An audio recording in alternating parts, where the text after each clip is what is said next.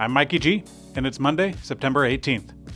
Elon Musk reportedly says that Turkey is among the most important candidates for the next Tesla factory.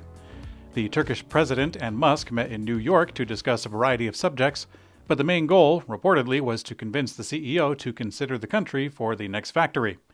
The country's communications directorate released some details about the meeting, including a claim that Musk said that Turkey is, quote, among the most important candidates for the next factory.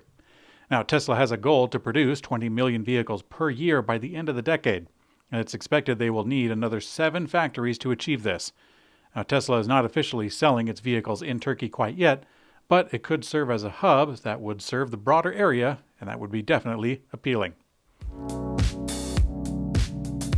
According to a new report from the Wall Street Journal, Tesla and Saudi Arabia are in early talks to build an electric factory in the country. According to the report, Saudi Arabia is trying to bring Tesla back to the negotiation table by offering rights to some cobalt that it secured in the Congo. And while this might sound nice, Elon Musk has denied the report, calling it, quote, utterly false. Now, the report does say early talks, which is hardly close to ink on paper, but there is a different deal that is much closer.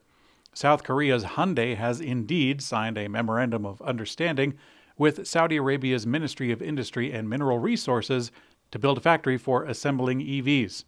Now, under the agreement, Hyundai plans to ship semi-produced electric cars to Saudi Arabia to assemble them using what they're calling a completely knocked-down system.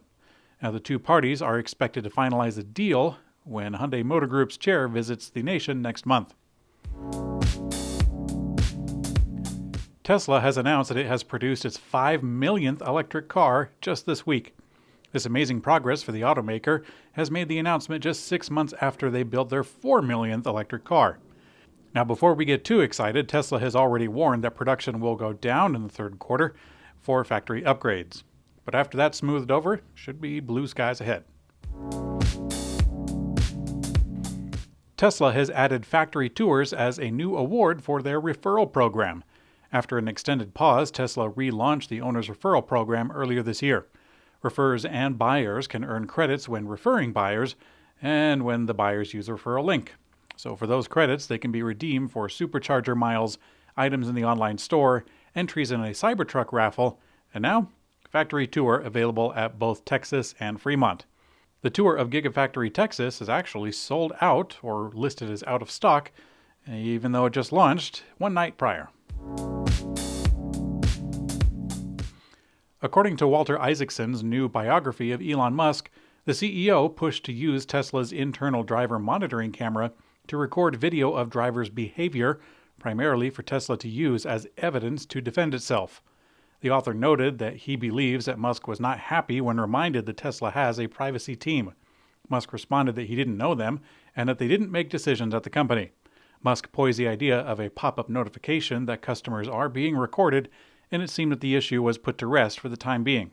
Now, we don't have a date for when this particular discussion occurred, but it seems to have happened at least post-2021.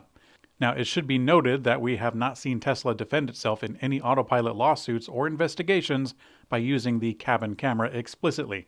At least, not yet. According to a new study, while colder weather negatively affects the range of electric vehicles, it may actually be good for longevity.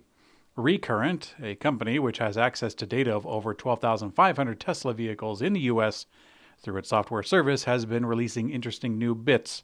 Last month, we reported that they showed that Tesla's battery longevity was not negatively affected by frequent supercharging, but now the firm is using the data to show how different climates can affect the batteries.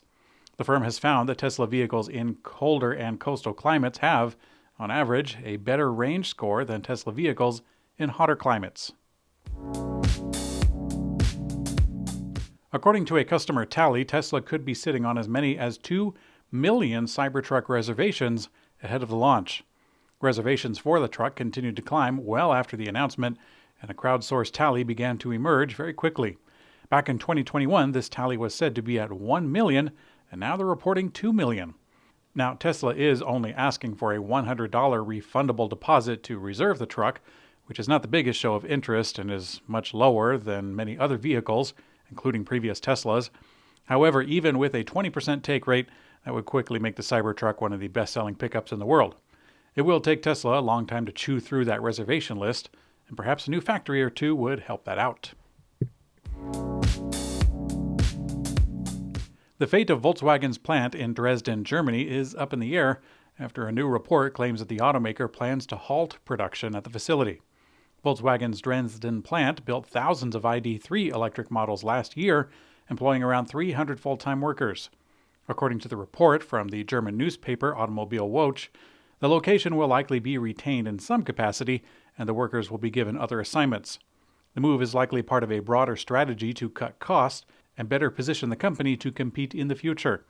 Last week, Volkswagen announced a staff meeting that would be cutting 269 temp jobs at the Zwickau plant, where EVs are built, such as the ID.3, ID.4, ID.5, and the Audi Q4 e-tron. Now, a lack of orders, higher inflation, and smaller subsidies are threatening demand for Volkswagen EVs, this according to the report. Vietnamese EV maker VinFast from the Vin Group, remember that, they announced that EV deliveries rose over 400% in the second quarter compared to the first quarter. VinFast delivered 9,535 EVs, bringing their total for the year to 11,315.